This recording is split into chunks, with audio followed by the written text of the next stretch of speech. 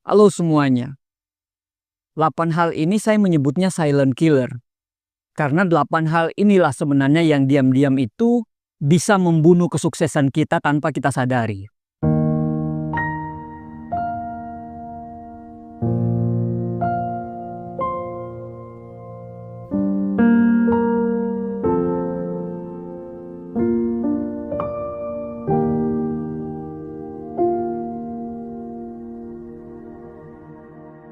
Memang ya, ada banyak hal gitu ya. Ada faktor internal dan faktor eksternal yang bisa menghambat kesuksesan kita atau menghambat kita untuk bisa berprestasi.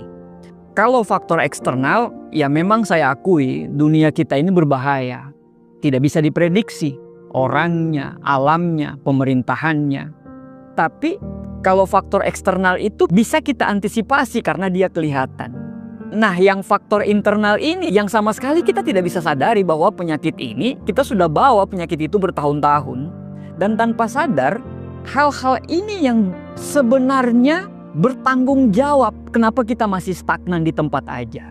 Karena penyakit-penyakit ini ya ada di diri kita sendiri. Penyakit ini kita nggak lihat, dia diam, pelan, tapi mematikan bro.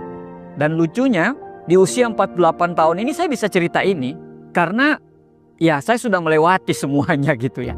Dan hari ini kita akan bahas satu persatu mengenai 8 penyakit sikap itu, bagaimana mengenalinya, kenapa dia bisa berbahaya, dan bagaimana cara kita menyembuhkannya.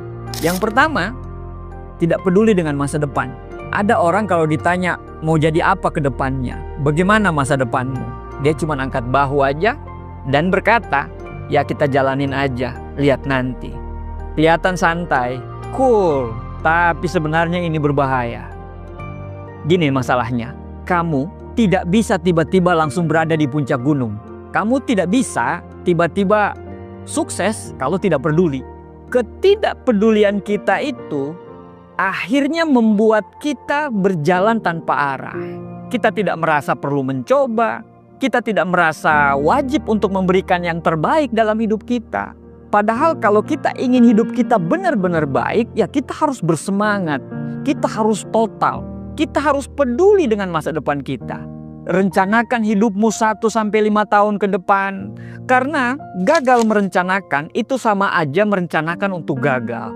Kamu jangan kejebak dengan hal-hal yang bilang, kalau saya punya kerjaan bagus, saya bakal serius. Ya nggak bisa bro. Di tempat manapun kamu sekarang, disitulah kamu diuji. Kalau kamu nggak bisa total pada pekerjaan kecil, ya